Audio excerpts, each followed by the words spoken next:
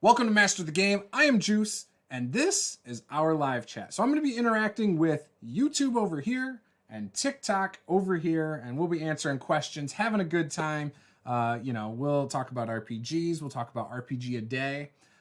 We will also talk about all sorts of other things. Any questions or comments you have, I will weigh in on all of them. So we were live a little bit early over on TikTok, so you guys on YouTube, if you guys haven't, go and follow me on TikTok. It's a Master the Game RP over there, and you can come hang out over there as well. And for you guys on TikTok, if you want to see what I'm sharing on my screen occasionally when that comes up, then you will want to follow me on YouTube. Occasionally I'll show off my campaign notes. I'll show off, all sorts of different things, that I do. Sometimes I'll pull up D&D Beyond and things like that. So yeah, I was just telling them on TikTok that my son, who is 6 years old, went fishing for the first time tonight with some friends of my wife, and he caught 2 fish in about 45 minutes. So he's now completely hooked and loves it. And so he'll probably be doing that for the rest of his life because he seemed genuinely thrilled. I used to like fishing as a kid too. So yeah. Your oldest is 20. This is your new game. Wow, so you got a baby and a 20-year-old. That is a huge age gap. Sounds like my wife and her siblings. My wife is she's the only one of the kids from both of her parents. Her mother had 3 children, and her father had 2 children before her. So 3 children on the one side? Yeah, 3. So, yeah. So she's one of a lot of siblings. However, the next youngest one is like 10, 12 years older than her. So it's a pretty big age gap. You know how that stuff goes. But yeah, so anyways, I've been doing RPG a day. I have recorded the first 4 days. I also did a bonus intro. And so I've done the first 4 days. So up through the 4th, I will have videos hitting midnight on the YouTube channel for you guys to check out. Yesterday was day 1, and I had scenario done, and I did, for day 2, you had 4 prompts. You could either roll a d8 or a d4. Roll a d8 and, divide it by 2, or roll a d4. I ended up just choosing the word that stood out to me the most. I chose plan, and I'm not going to go into it, but I went into a little bit of metagaming and how some of metagaming can really get under my skin and annoy me. So that's the premise of the video. So again, you can go check that out. It's a short video. I'm trying to keep most of those RPG a day videos under 5 minutes. Some of them may or may not. No. Some of them may or may not be longer. For example, day 4, I decided to do 3 of the prompts in one video. And that one is, I believe, 10 or 11 minutes. So I've already edited all those. I stayed up really late last night working on those. And again, I think you guys will like it. Sometimes I get a little rambly where I'll just talk and talk and talk. And if I do that in the video, I'm sorry. Sometimes I lose track of what my idea was at the start because I get so caught up. Sometimes I get really, really excited, or I think of something else that, that I'm inspired to talk about. So these types of videos for RPG a day are more conversational. These are not tutorials. I'm not sitting there trying to educate anybody, and break things down. So they are very, very much a train of thought, consciousness. So, Tales of Near and Far. Sorry about that. I had to step away. Oh, no problem, man. We're gonna be here for a little while, so it's gonna be a good one. Valiant Tyrant says, yeah, metagaming is pretty annoying. So, metagaming, I think there are two sides to the coin. I think on one hand, it can be very frustrating, and especially in the case I make in that video. But on the other hand, I actually think it can help the game too. Not from a optimizing standpoint or anything like that, but metagaming can be used to speed a game up, to quicken the pace if things are dragging a bit. So, typically, especially when you're in person, you can really gauge everybody's level of involvement. And so when you're sitting there at the table and talking about, what your characters are going to eat in the tavern, and maybe one person is really engaged, but the DM is focused on that person. Maybe another player notices that, you know, 3 of the other players are yawning, looking at their phone, screwing around, aren't as invested. And so maybe another player will go, all right, yeah, I'm going to, like, they'll interject themselves and go, okay, I'm going to go to bed now. You know, dinner was good, drinks were good, and, like, speed up the pace. They take the focus off the one and then, you know, help push the scene forward. That is a form of metagaming that I think is good. Another form of metagaming that's good is, for example, if you do split the party at some point, you know, say players split up and, you know, it's just kind of, again, you want, like, the DM is obviously trying to get the party back together without saying, all right, you're back together. Sometimes it's good for one group of those players to work towards the other group to make that happen too. So there can be good metagaming. I started a campaign once against my better judgment, and I've talked about this before, where when we did session 0, the party didn't want to start together. They wanted to start as not knowing each other and role play meeting each other and all of this. And at that time, I hadn't really done that before. I had always hand waved like, okay, yeah, you guys just know each other, figure it out up to that point. Well, this experience was so cringy for me. The players, again, a couple of the players, especially who were pushing for this start, were the experienced players. Experienced. And they, let me do that again. Experienced players. So they were, I decided to put them all in a tavern, okay? You know, one of them was up at the bar. One of them was coming down from their room after checking in. Another person was sitting at a table, you know, all this stuff. And I love the met in the tavern trope, to be honest. But yeah, met in a tavern, definitely. So I had my NPC group I've talked about. It's a dwarven group of bards called the Fellowship of Rock. I've talked about them a ton of times. They're one of my favorite groups of NPCs. They're all bards, but they don't look like bards. Like, if you saw them just hanging out drinking, you would think they're all fighters. You know, they're decked out in heavy armor. They've got shields and their weapons. Well, their act is that they make music with their shield and their weapons and their armor. Kind of like the musical group Stomp or Groove, if you guys are familiar with any of them. Those groups kind of like make music with like trash cans and stuff. And it's actually a really cool performance. So this dwarven group left their helmet at the front of the stage for, you know, players to drop coin into because they're performing in the tavern. And the players, the one experienced player again, decided, okay, yeah, I'm going to go up and tip him by putting some coin in the helmet. I was like, oh, okay. And so he gets up there and he's like, oh, but I'm going to, as I place my hand in it, because he's the rogue, I'm going to take some coin out. In fact, I'm going to take out all the coins. And I said, okay. He rolled a natural 1. Now, in my game, I know we were playing D&D 5e. I know natural 1s are not a thing by the rules in Dungeons & Dragons 5th edition. However, I feel like, especially for classes like rogues and bards who get expertise and things like that, I believe there should be a consequence for rolling a natural 1. So, he rolled a natural 1. I said, yeah, as you reach in and grab the coins, you accidentally bump the helmet, knocking it over, spilling some of the coins. And while you had originally placed your hand into the helmet with 1 coin, you now are caught holding a handful of coins. Well, that didn't go over well. So the dwarves started fighting him. Now, this group is obviously not level 1.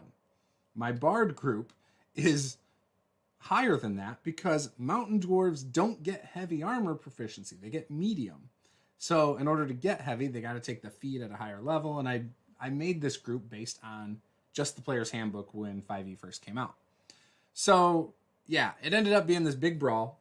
And his wife's character, who was a half-orc bard, by the way, her dump stat was charisma as a bard, I believe, but her strength was really good.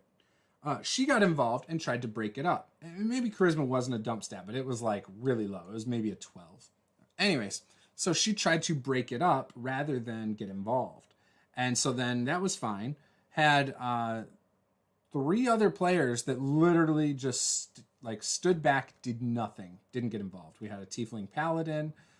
We had I think a full elf or a half elf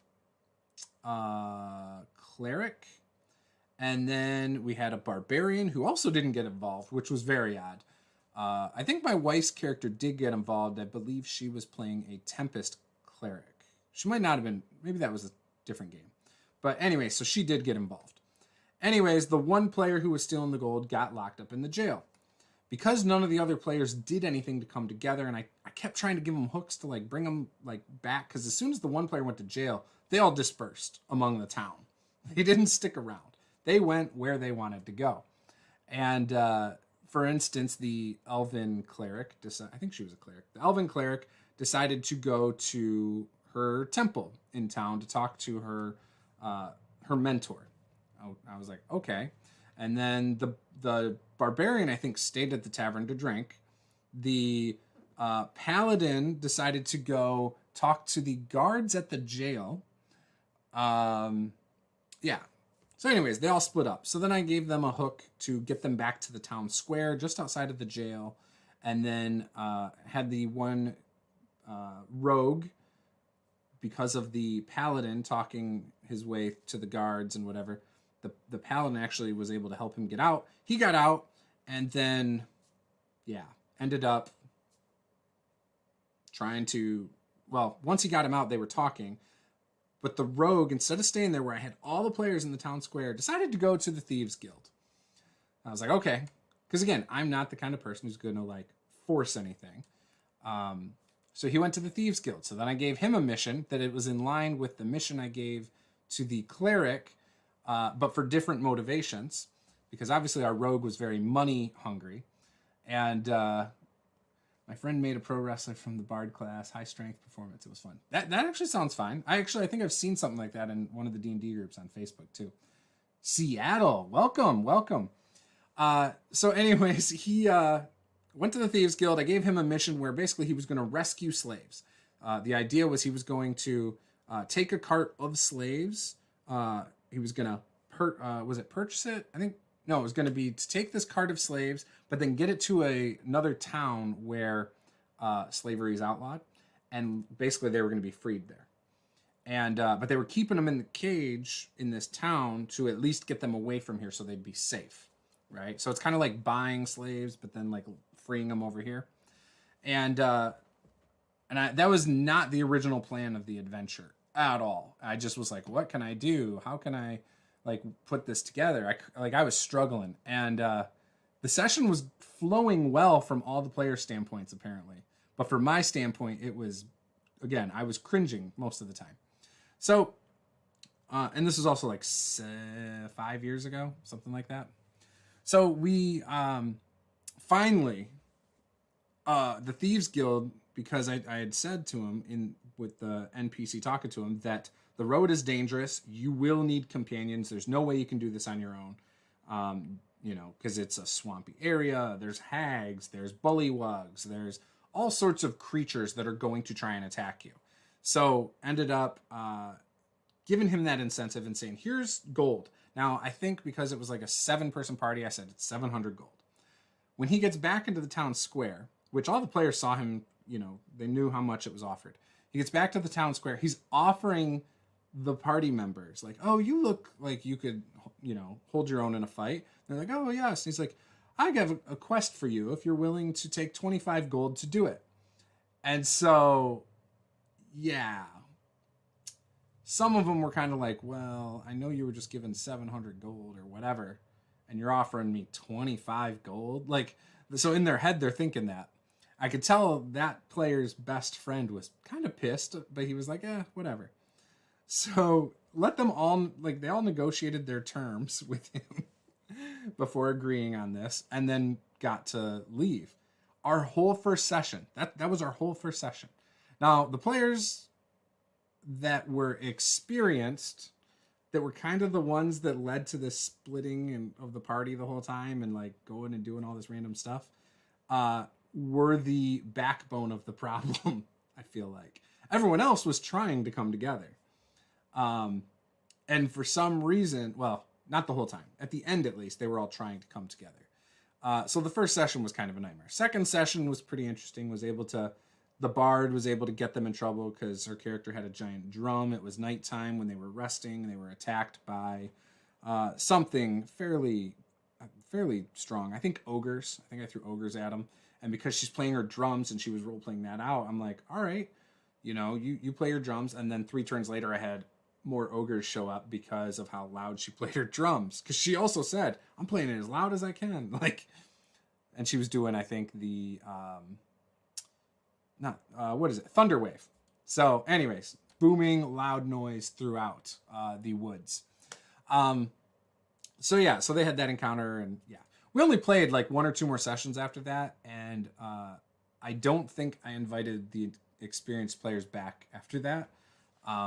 Again, it was fine. I think there were things that happened. Like our 3rd session, again, that rogue, I'm off the metagaming topic now, but that 3rd session, they finally got to the town that I had actually planned the adventure for.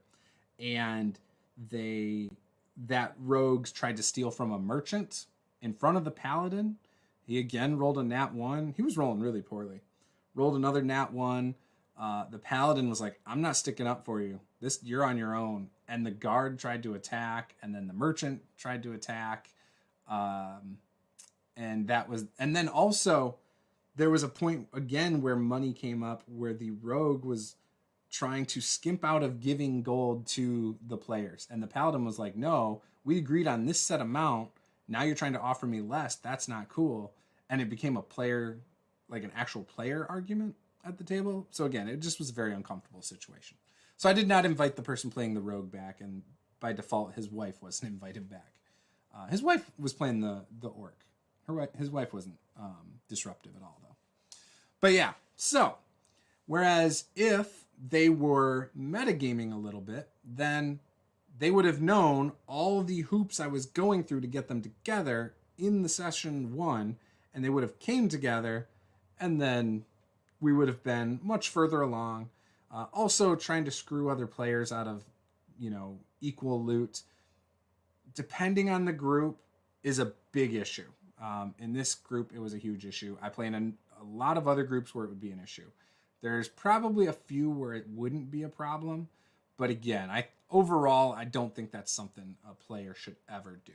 So, yeah, But yeah, long story there.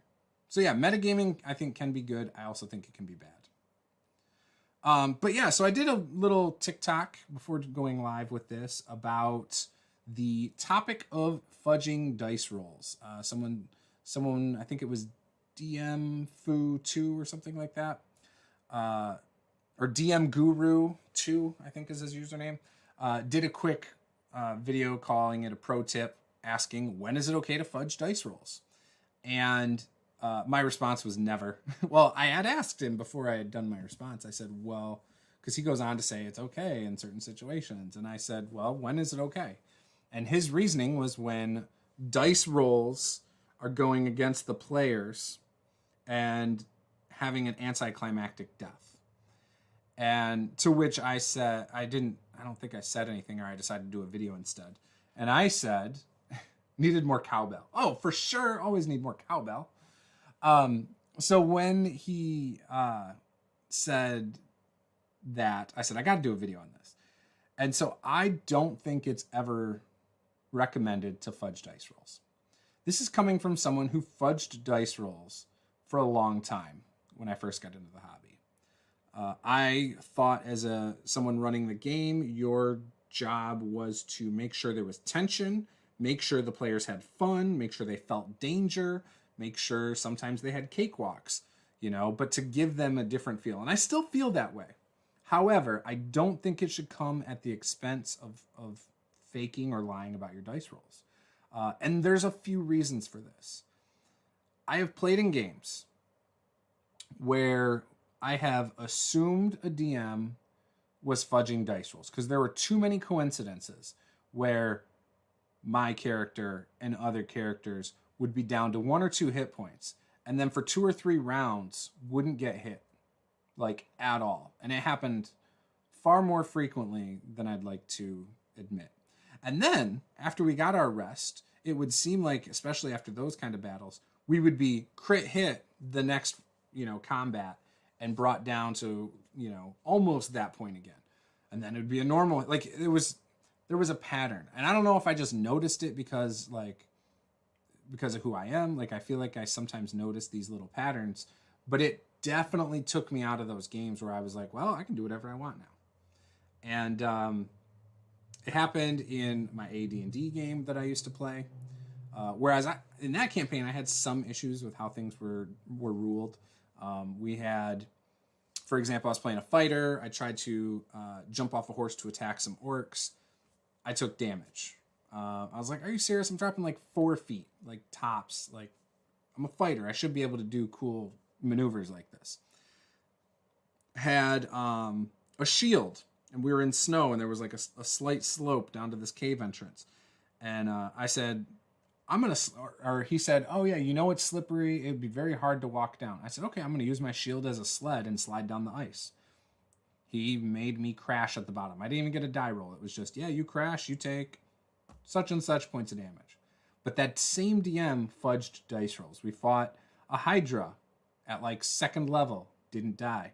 We fought a white dragon in those caves, didn't die. We ran from that one, but it was attacking at us for a little while, and we still survived. And that point, I think we were like level 3 or 4. All sorts of encounters we had where we just didn't die. And I don't know if I 100% realized it then. I thought maybe, okay, because he's punishing me for these other things, maybe he's not fudging dice rolls. However, was talking to him when he was playing in one of our games recently, and I had said I don't think anyone should ever fudge dice rolls and say it's a different number on the die than it is. He's like, oh no, you have to fudge dice roll. And I was like, oh, nope. No. So yeah, I do not fudge dice rolls. I do kill characters. It happens. And I think it makes it more fun, personally. I don't know. What do you think? Do you guys think I'm off on that? Do you fudge dice rolls? It's okay if you do. Because again, what I do at my table has no bearing on what happens at your table. What you do at your table doesn't impact me. I can just tell you guys what I think about it. That's all. And if you choose to do it, you choose to do it. And that's okay. You know? You know what I'm saying? So, anyways. What else? And then I know of another DM who fudges dice rolls in games I've played. And again, I don't feel like my actions have dire consequences in that game. I feel like, well, I should say had in that game. I felt like I could pretty much attack anything on sight, which I already play like that anyway. But normally, so I am the player that when I see a door, I kick it in. When I see a monster or a creature, I attack it. And when I attack it, if things are going poorly after a round or so, or I feel like my character would feel like the odds are against him, I run. But when I play with a DM that I have a strong suspicion fudges dice rolls, that flight response for me as a player for my character kind of goes out the window. It's not as strong as it was before. So I won't sit there and be like, I need to run, or I need to come up with something creative all of a sudden, or I'm going to die. I might sit there and do dumb stuff to push my luck, And again, it takes me out of it. So, yeah. So don't fudge dice rolls. I guess that's the moral of the story. Don't fudge dice rolls.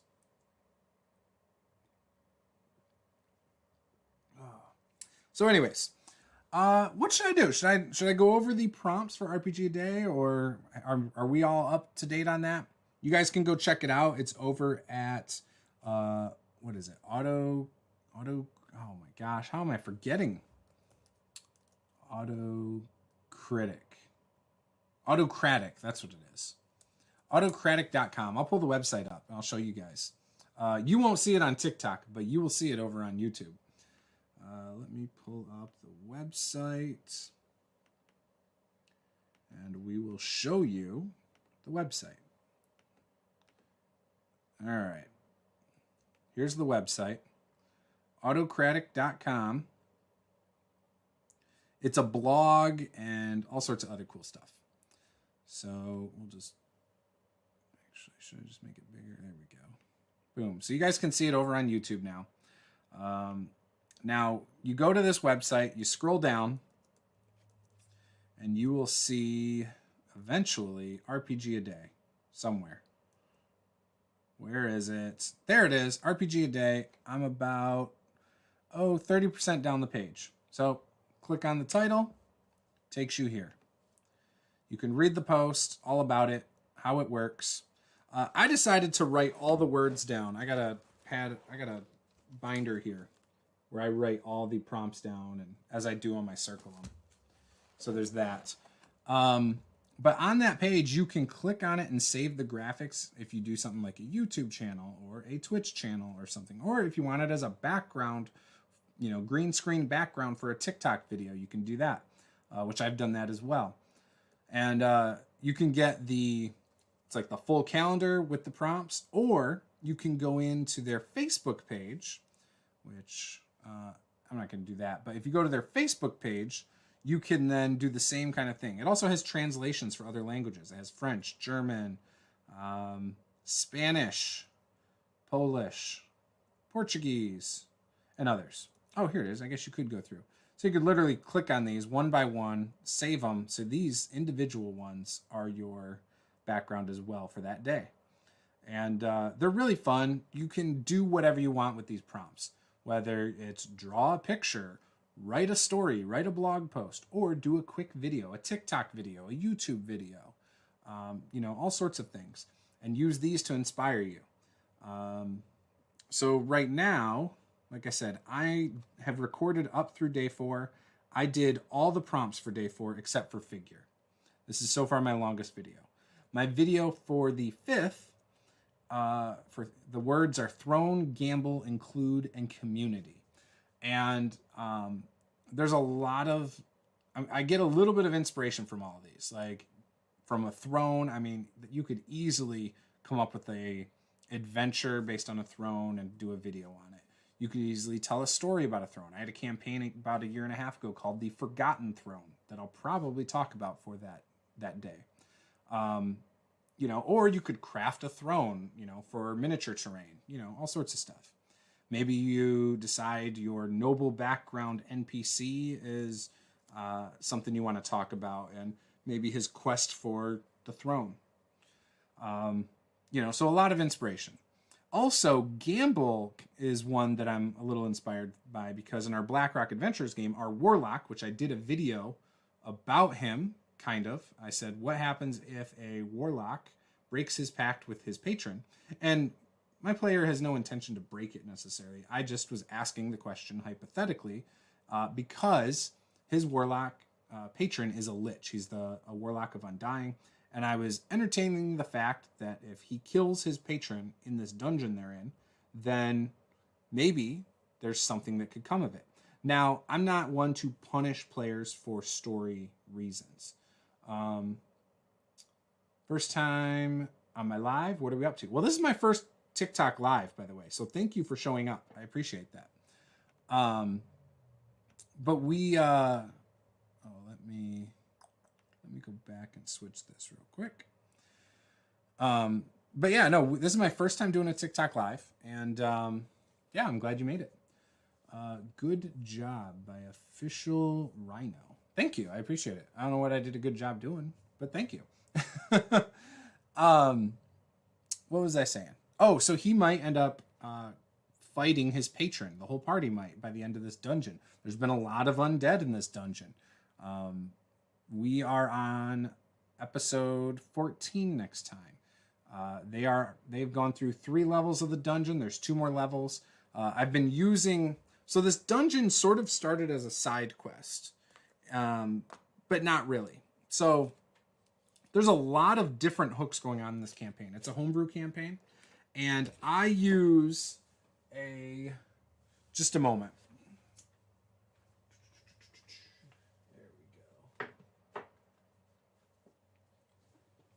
So I use some methods from an old book that I read like 7 years ago. I've read it a couple more times, called The Lazy Dungeon. Oh wait, that one's not it.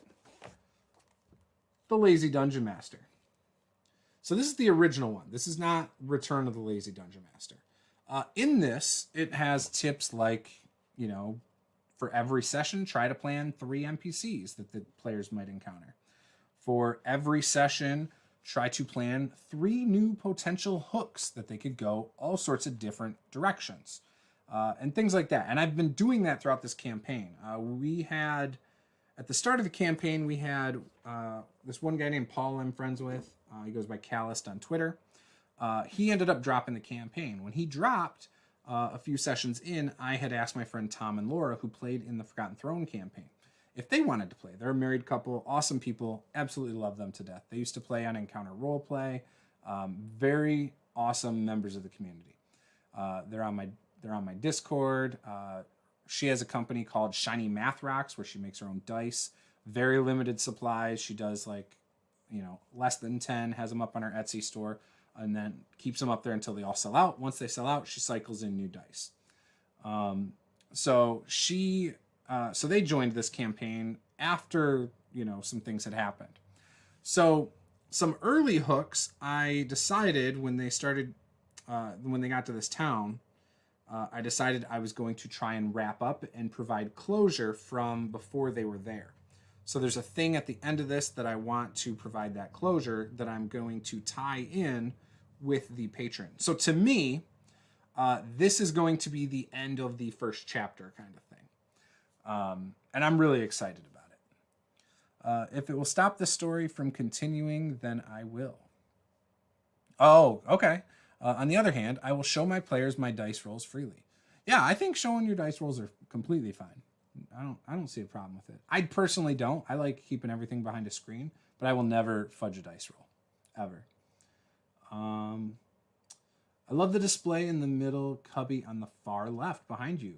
Wonder why? Oh, because it's an eye. I need to paint that.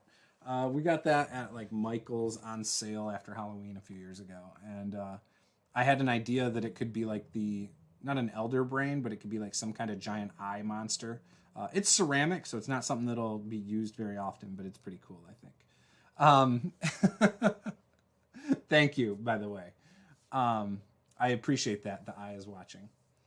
So anyways, I am trying to take some of the methods from this to apply to how I'm running my homebrew games. I like the idea that you give the players multiple things they can go out and go after. And as they go after certain ones, other ones fall through the cracks, maybe leads to bigger things down the road. And yeah, and so when they got to this current town, they were actually hunted by, they were stalked by assassins before they got here. And they killed off the assassins. Now, these assassins then became their main focus. And technically the assassins are tied to my big overall arc for the whole campaign. And once they got to this town, the one druid decided to navigate around the ruins, because this was once a large city that is now pretty much in ruins. It still has a tavern. It still has like a mayor. Doesn't have a king anymore. And she decided to investigate. She was looking for a potential Thieves Guild that was here, or an Assassin's Guild. And ended up uncovering like a trap door for a garbage chute for the tavern, and then basically went in with the players and saw that there's a trap door to the cellar in the kitchen, which then led me to, I've had this for a long time. I've always wanted to run it. So I pulled this out. This is a module by my buddy Gareth. You might recognize him as DMG over on YouTube. He also has done the 70 system. He is also part of Quest Givers with DM Scotty, their crafting channels and stuff. And he makes modules. And he sent me this about 5 or 6 years ago to review. I went through it. I don't believe I ever reviewed it. I think I had decided I had talked about it a few times, but I had not gone and done a whole formal review, if I remember right. Maybe I'm wrong, and I just don't remember all of a sudden, because it's been a while, and I've got 1,000 videos on YouTube. Actually, I've got way more than 1,000 at this point. But either way, I remember reading it. I loved it. I've always wanted to run it ever since then. And yeah, he's actually got this whole module in videos online too. So if you want to go watch room by room the descriptions, you can. He's got that up there. It's actually really interesting. But yeah, he does sell this over on dmginfo.com, I believe is the website. And again, it's a cool module. So anyways, I decided to use this because they were going under the kitchen. Now I could have said, yes, this is the entrance to the Assassin's Guild or the Thieves Guild. No, I didn't want to do that. So I did this. Now they did, I believe, uncover information that there is a local chapter of the Assassin's Guild of the assassins that were trying to attack them. And yeah, so they're still looking for that. However, they've been in this dungeon for 3 levels. They're on the 3rd level now. And this dungeon is taking some time. It's probably been half of the campaign almost.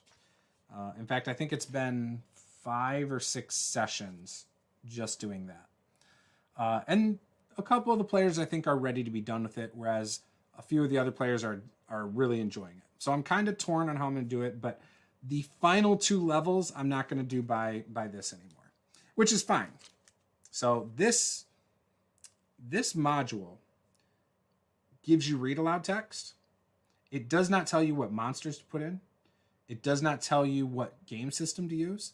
It does not tell you DC numbers that you need to beat. It'll tell you something is a moderately hard challenge to open a door. It has no keyhole. It might tell you this trap is extremely hard to notice. So, you know, if you're declaring a hard difficulty, then you will go and whatever system you're playing, decide what a hard difficulty would be. Hey, what's up, Game Foo? We're just talking about all sorts of fun stuff here. We already talked about fudging. We talked about meta. We're now talking about my BlackRock campaign that we played this past Saturday on YouTube. And I'm actually live streaming on YouTube here and, you know, TikTok here. This is my first live on TikTok. I'm having fun. But yeah, so I'm going to take the final 2 levels, throw them out, and I'm going to run the final 2 levels of the dungeon as my own homebrew, just to speed it up. So I'm going to make my own map. I've got my graph paper right here, so I'm ready to do that.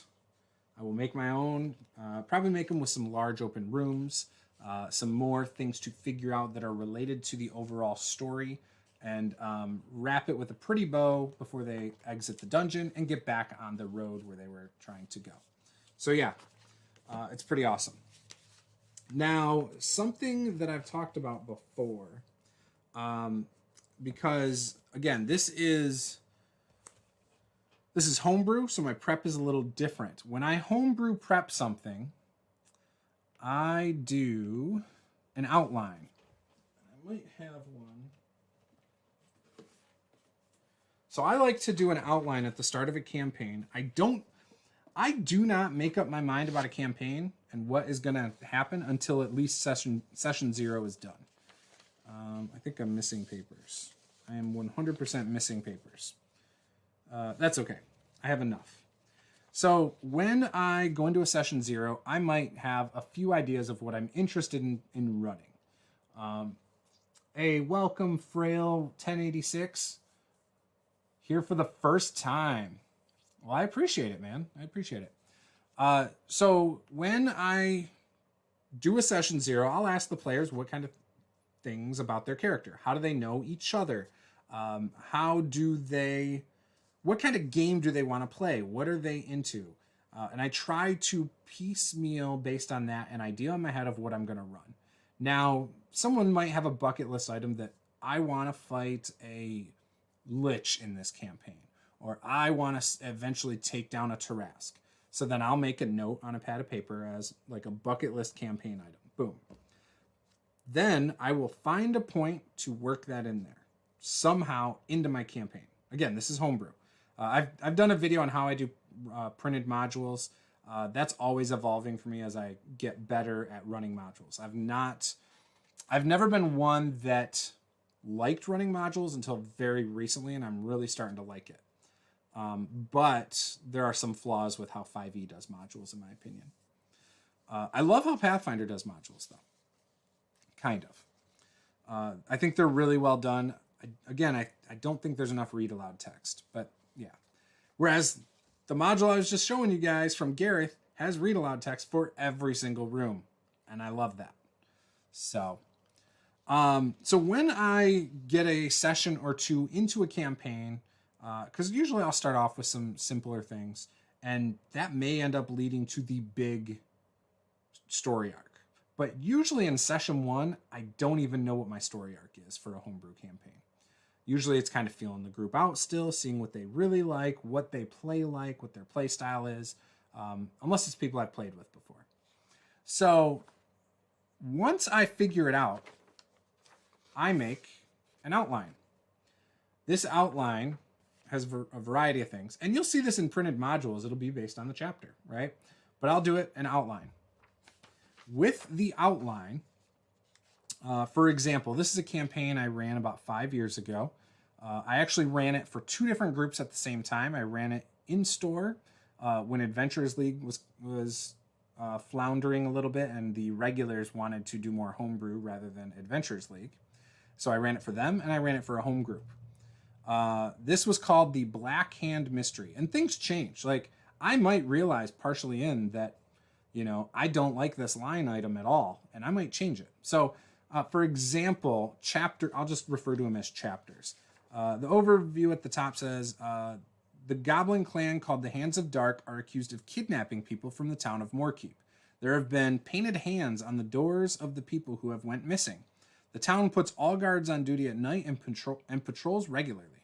The town is not at ease, and the people go missing infrequently. So the idea was people in this town go missing, okay?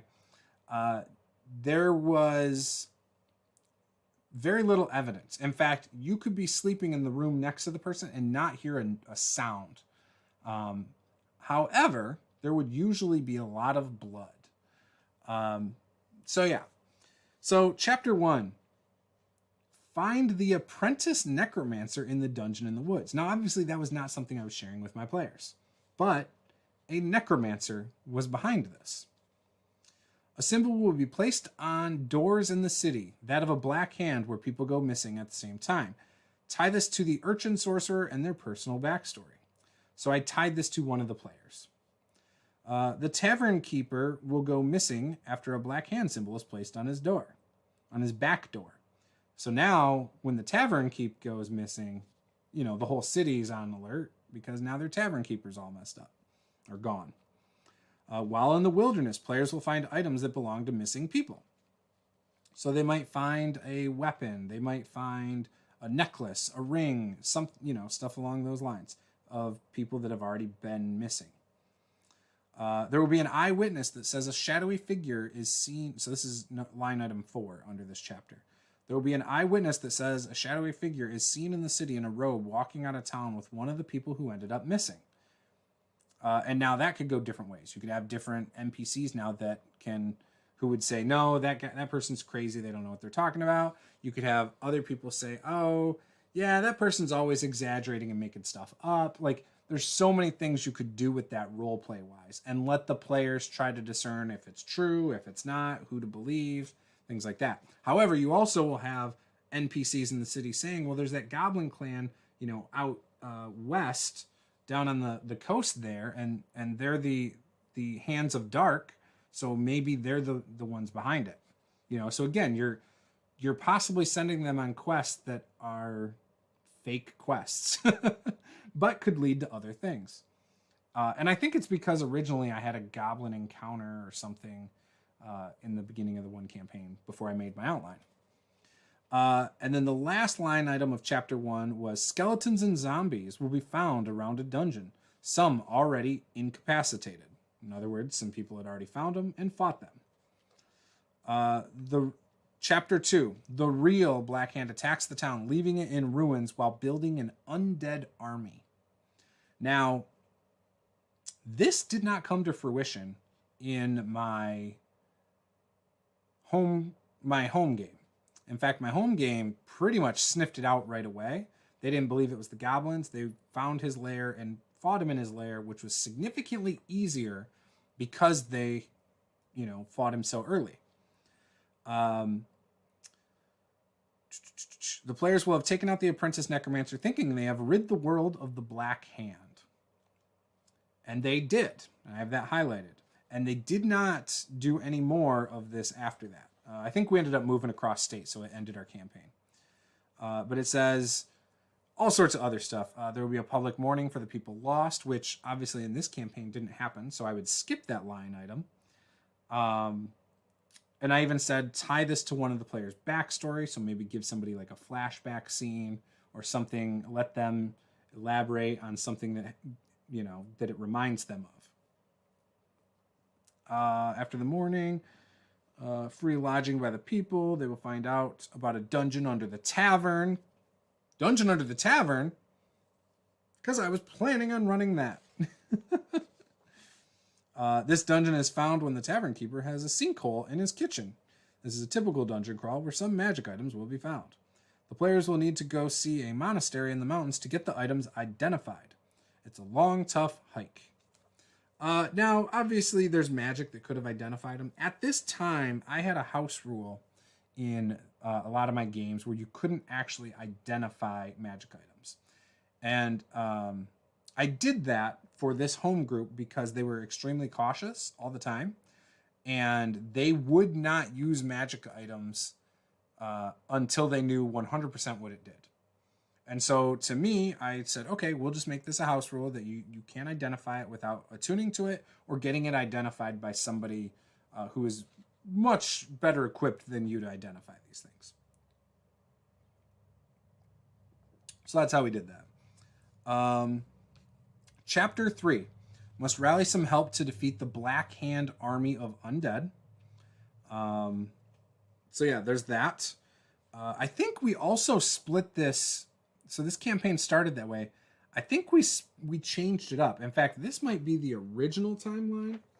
I may have changed it because I think this did lead to my 8 Pillars of Death campaign.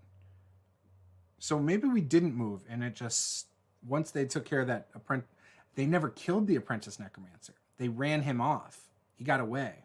That's what it was. So yes, I did an audible, and so then while I still meant to do a lot of this stuff in here, I never got back to it, and I redid my outline. So this is my first outline. I had a new outline after this at some point. But yeah, I don't know. I've kept all these documents. This is new to you guys that follow me on TikTok, but this is my world building documents. Basically, this is all the campaigns and one-shots I've run in my homebrew world. All of it. Pretty thick. It's like 3 inches thick. So maybe not. Maybe it's only 2. I don't know. But I got all sorts of good stuff in here.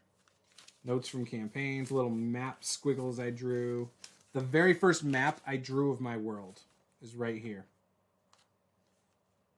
Tools are the soul of the person. The body is nothing and disposed of. I don't know where I came up with that. I probably got that from someone.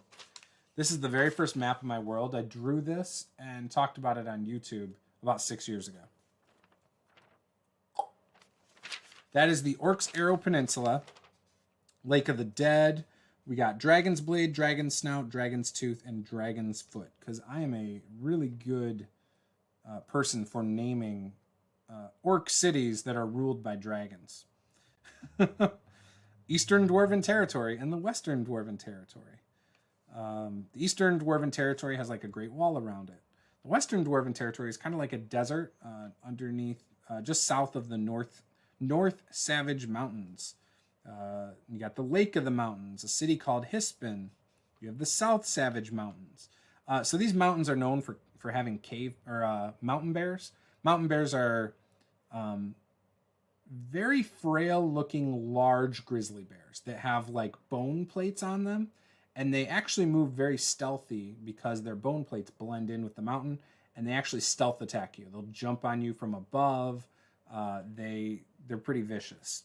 But yeah, there's that. My city of Elda, my city of ancients, which is all ancient elves in this huge forest. They will not. So these elves do not really, and maybe I've changed this since then, but at the time I remember saying these elves do not interact with the people of Elda. They don't interact with the dwarves of the Dwarven territory, and they are very protective of the forest. Pirates Cove, which is actually on the northeast there, that little dot. Pirates Cove is where obviously pirates are, but there's, it's a lawless city, basically ruled by some of the top pirates by committee, and it's pretty brutal, but it sets up possibly doing seafaring campaigns, so I like that. And then you get into the stuff north of that, which was my friend Nate from WASD 20 played in that campaign. And there's a write-up I did for that one campaign with the problem players I talked about. I ran a campaign called, I don't remember what it was called exactly, but it was in an area called Pine Run. And it was a very sandboxy feel. I think at times I could have provided more direction for my players. Oh, here's my Forgotten Throne campaign notes. So that's pretty thick, I'd say. Bunch of pages of notes here. The different player characters' information. Because I like to immortalize my players. I like to make them part of my world after the fact. I might not have that map in here. I don't think I do. Ooh, a mega dungeon. Boom. Oh, that's just a character that wasn't even in any of my homebrew stuff. Interesting. Hey, a map from when we played Caves of Chaos a long time ago. I don't know why that's in this binder. I must have just slipped it in here. So, anyways, that's the kind of stuff that I do for my homebrew world and my homebrew campaigns. The outline, I think, is very helpful. I start, like I said, with the first couple sessions. I kind of will have an idea for a simple adventure that like helps the town, and then see where it goes from there before I make up my decision about the overarching campaign. So, again, I think that allows me to, again, gauge what the players are doing, where they see their characters going, and how they're going to play their character. And I think it makes for a much more interesting campaign long term. The issue I have run into that has happened a couple times is when players have to like quit because of other commitments or whatever, and then bringing in new players that don't necessarily align with the direction of the campaign. That has been an issue. That happened in Forgotten Throne, where we had a few players kind of quit relatively close together, and we brought in a new player who didn't really feel strongly about the campaign connections, and it just fizzled. It didn't go any further really, which was a bummer, because that's that part of my world. I went into it with very little planned for it, and right before we started playing that, I started doing like maps of the area and world building it, and came up with all sorts of stuff that I loved as a DM. I love as a world builder. I had things pretty drastically happen there. Evil was starting to take over the area, led by a shadow dragon. The idea was the original idea of the campaign, very first original idea, was that, okay, there's this area and there's a sickness coming across the farmlands. It's getting blighted, and so certain crops aren't growing real well in certain areas, and even some of the animals on the farms and stuff are getting sick, and so it put a damper on the economy and really impacted that. Well, then from there I decided, okay, there was this order of druids, back in history, that they were meant to protect these lands. However, they went missing, and because their leader got sick and decided to become a Druid Lich. And when he became the Druid Lich, that gave me a direction for the campaign. So the Druid Lich, here for the first. Oh, you already said that. I already read that. So this Druid Lich became like what I envisioned, kind of like that Apprentice Necromancer in the Black Hand campaign, was my early boss, early bad guy. And I had taken the template of a Lich, changed out spells for Druid spells. I did weaken him. I had one character be attacked by this Druid Lich in her sleep. And had some other things kind of happening to kind of tie her character to this. And it was really cool. They ended up fighting him. I introduced some parasitic stick bugs. I introduced a troll of some, I think a swamp troll, that was basically taken over by a parasitic stick bug. So while this troll was still moving around and stuff, it had lost its regenerative properties due to this stick bug. So it was like this large, nasty smelling zombie looking troll that acted like a normal troll. Like, it wasn't acting like a zombie, even though it smelled like one and was in bad shape. And I believe I actually gave it undead fortitude like a zombie as well, since technically the stick bug is the one controlling it. So even doing a ton of damage to this shouldn't technically kill the stick bug. So yeah, and then they went into the Druid Lich's lair, and due to some creative thinking, I let them beat him. I didn't let them beat him. Due to the player coming up with the creative idea to pop a gem out of his eye that was used for the ritual, I had the Druid Lich go back to his phylactery that was not in his lair. But they had an encounter with the ghosts, I believe, of the original Order of Druids. They were attacked by plants in here, and vines, and tentacles, and they fought a clay golem, and stick bug parasites, and they fought blood bugs, also known as, what the heck are the name of those? Sturges. It was fun. And all of that was cool, and then we got up to some points where things started to slow down a little, and then a couple of the players left for personal reasons, and then we replaced with new, and it didn't pick up that same energy it had early on. It was so good early on. I loved that campaign. It was a shame it didn't last. And that's, honestly, I feel like that happens far too often, where a campaign starts so strong. Like, everyone has chemistry, everyone's having fun, play styles are meshing and jiving well, and then for some reason you get to a point where it always seems like one person has to drop for a personal reason, and it changes the dynamic at the table, and that's what sucks. It really hurts it after that. So anyways, yeah, we've been going for an hour. You guys have any questions? Anything you want to talk about? All these campaigns, not all of them, but the Forgotten Throne campaign, the one I was just talking about with the Druid Lich, is up on my YouTube channel. So if you want to check that out, you can go watch it. You can see what I was talking about. So this, when we started playing that, it was before Mandalorian came out. And Tom, who was playing our half-orc, played it almost like the Mandalorian. And this is before that came out. And Lady Tiefling, you might be familiar with her. She makes random loot tables for different monsters and stuff.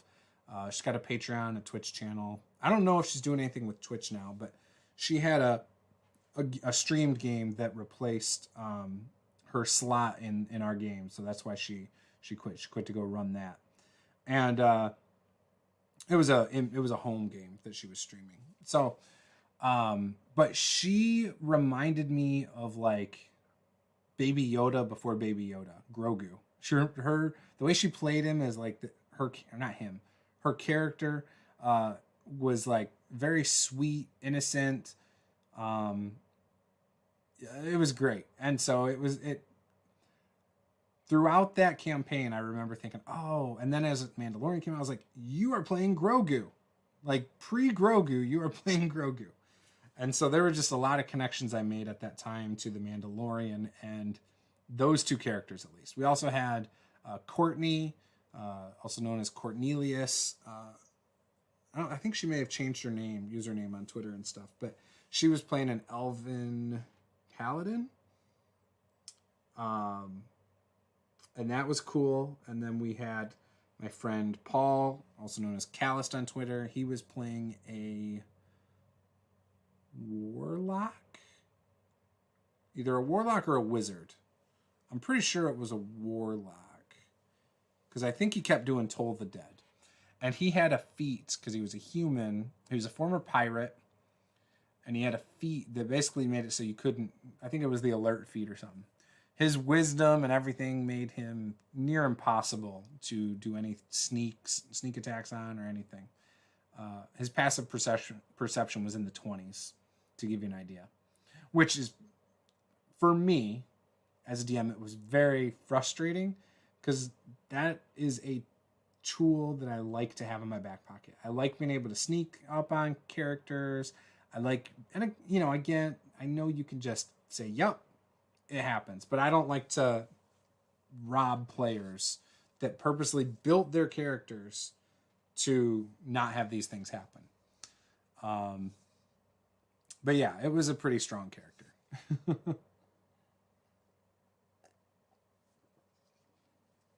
So yeah, it doesn't look like we have any questions. So it looks like I am going to end the stream, but I don't even know how to do it over on TikTok. So I'm going to end the stream on TikTok first, and then I'm going to get off here. But I want to thank you guys for hanging out with me for the last hour. I've had a lot of fun talking about things. I do this about once a week. I try to do it, at least once a week. With TikTok, it's my first time, so I'll probably do more. Tomorrow, I might stream some Dragon Age Origins on the YouTube channel, so if you want to check that out. We're about, 6 episodes into that. It's a game I beat before, but I'm going through it again as a mage. I never beat it as a mage. I'm an elven mage, and we are in the where the Dalish camp is. So we're digging into the Dalish curse in that. Just like our tabletop RPG that we play on every other Tuesday. So we'll be back with that next Tuesday. So you can check that out on YouTube. We also, on Wednesday, again, I'm going to show you, we are painting this blue dragon. And by we, I mean my wife. She is the one that is good at miniature painting. So this will be painted. I think it's getting pretty close to done. It looks pretty good, I think. Just got the eyes probably. Yeah, I don't know. I don't know what all she has planned. She still has to do the base. So the base is cool. Looks like this right now. She has not done anything with it yet. Other than putting like a primer on it so it could hold paint well.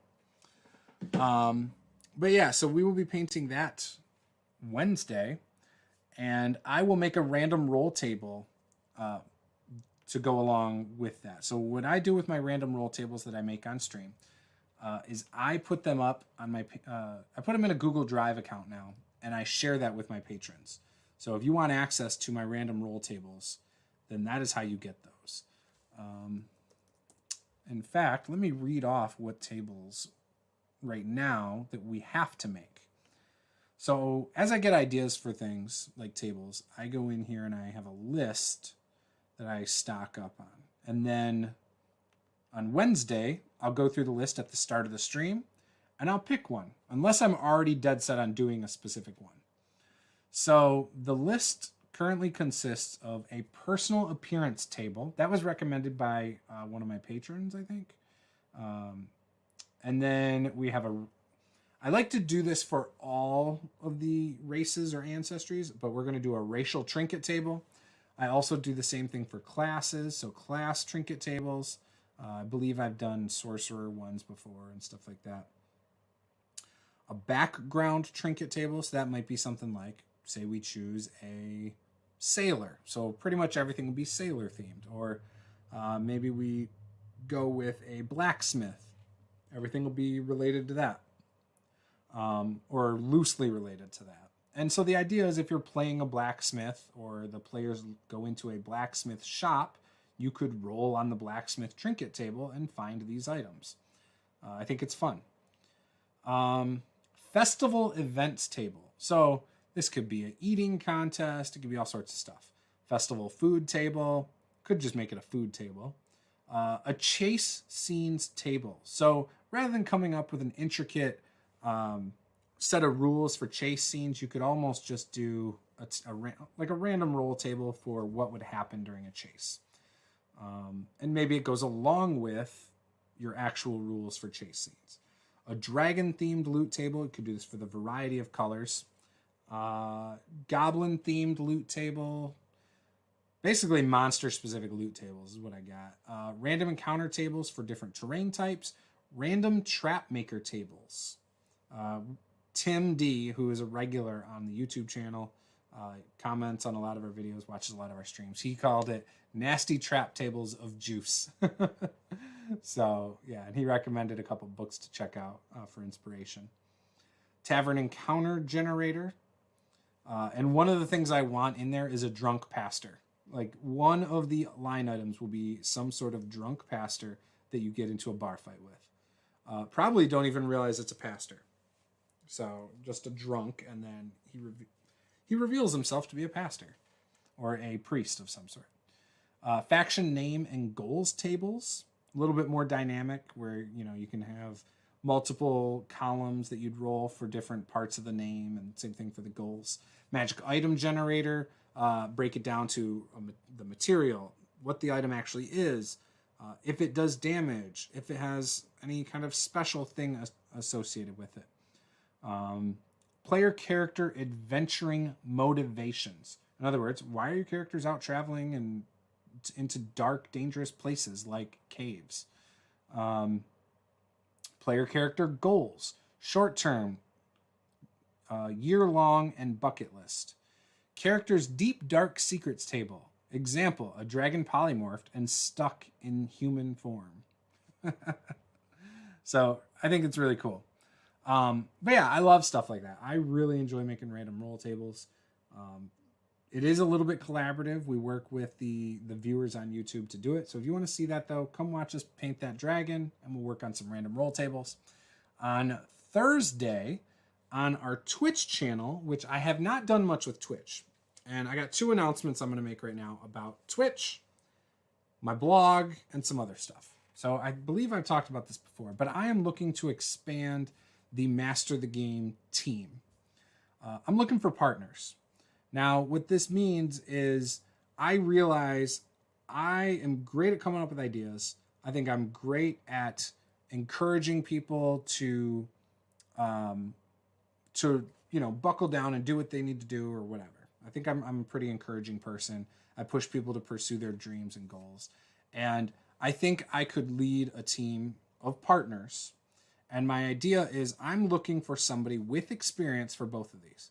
I'm looking for someone who has done streams before, especially to Twitch, who can handle the software needed for Twitch, who will schedule games, find players and DMs, who will possibly even do the graphics they need for these games, and ultimately, for the most part, run the Twitch side of things.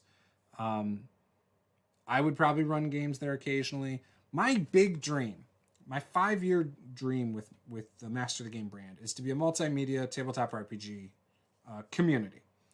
But the multimedia aspect, I would love to have a 24/7 channel that's all RPG content.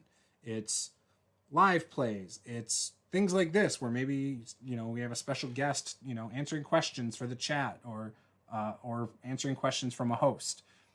I do interviews on my channel. Things like that would be perfect for that. Even having regular content where people have pre-recorded stuff that we just air live on something like Twitch, and then we upload it later as a VOD on YouTube. That would be awesome, in my opinion. Could do the same thing with like TikTok streams. Stream on TikTok and then port it over. But yeah, I'm looking for somebody who can help grow Twitch.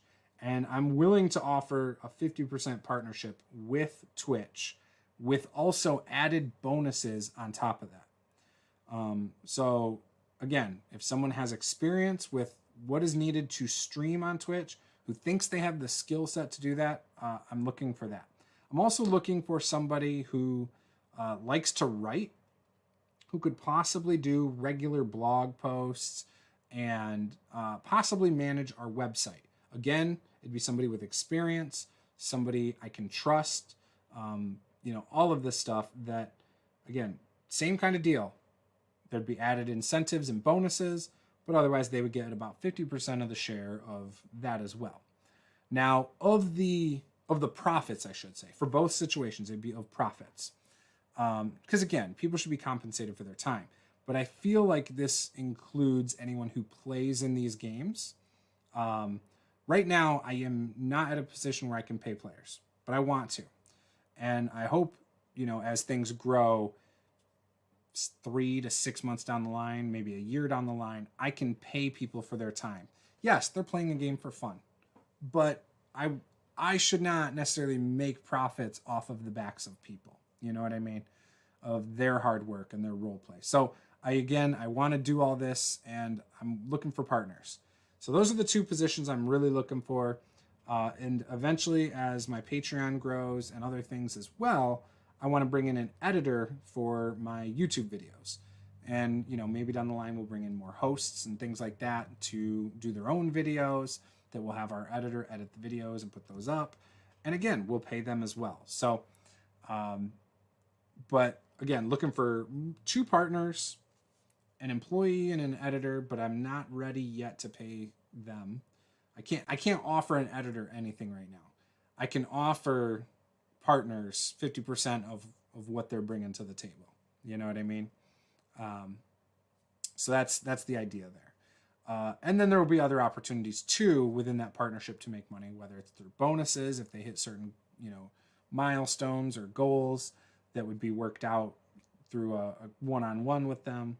We'll also do regular team meetings, probably like once a month, to discuss the upcoming month, any future ideas. So yeah, lots of ideas. I don't know if it'll come to fruition. I'm working towards it, and that's kind of my dream. So it's been my dream for a long time, but I realized I got to start throwing it out into the universe for it to happen, and that's what I've been doing this last year. So yeah, if you know anybody, send them my way. But yeah, I forgot. Oh, so yeah, we have a Twitch stream Thursday. It is, I am joining for a part 2 of an Old School Essentials game that I didn't play in last week's game. So I don't know what happened. However, it's basically serving as a test run because we are going to be moving our Pulp Cthulhu game over to Twitch. We're not going to stream Pulp Cthulhu on YouTube anymore. We're just going to stream it to Twitch, and then maybe after the fact, we'll premiere it on YouTube. But in the meantime, we're just going to keep it over there. So yes, if you are interested in watching the Pulp Cthulhu game, you're going to want to get over there too. But Old School Essentials, I believe, is a old school AD&D feeling, maybe even original D&D feeling game. It does not use THAC0, so there's already a bonus. So yeah, it's going to be a lot of fun though. It's, I think, around 8:30 Eastern we'll start. We'll play till about 11:30ish, I would assume, 11 o'clock. Yeah, so it's going to be a good time.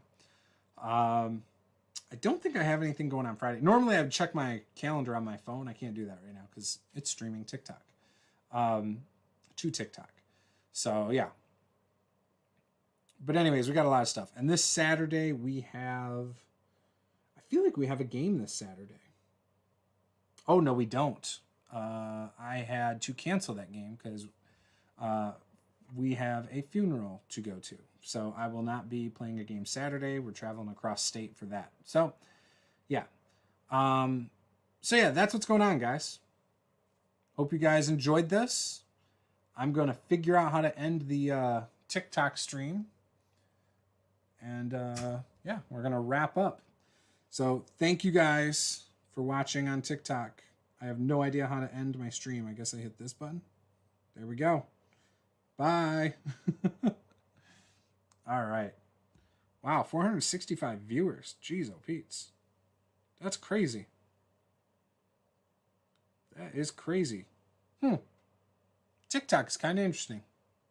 So, anyways, over here we did not have that many viewers, but that's okay. Thank you guys for watching. Thank you for bearing with me on talking about some of this. I really enjoy doing this. I always like talking about stuff with you guys, going through some of my old stuff and remembering, campaigns and things like that is always interesting to me. And it motivates me and inspires me to work on like doing something with it. Whether it's taking the notes and putting them into my homebrew document in my world, or taking the things and being like, oh, I could use this for inspiration to do a module or something like that. So I do have a perk for patrons. If I hit 15 patrons, right now I'm sitting at 9. There's a guy I've been talking to who's interested in being the 10th one. If I hit 15 patrons, I repeat, if I hit 15 patrons, I will start releasing more than just my random roll tables over on Patreon. I will start working on, one-page adventures. I'll probably work on magic items, things for 5e, things like that. So if you are interested in this, head on over to Patreon and become a backer. Just a $1 backer will give you access to these things. So again, if it sounds interesting to you, head on over there. Anyways, guys, I'm going to end it there. Thank you guys for watching. This was Master the Game. I am Juice. Game on.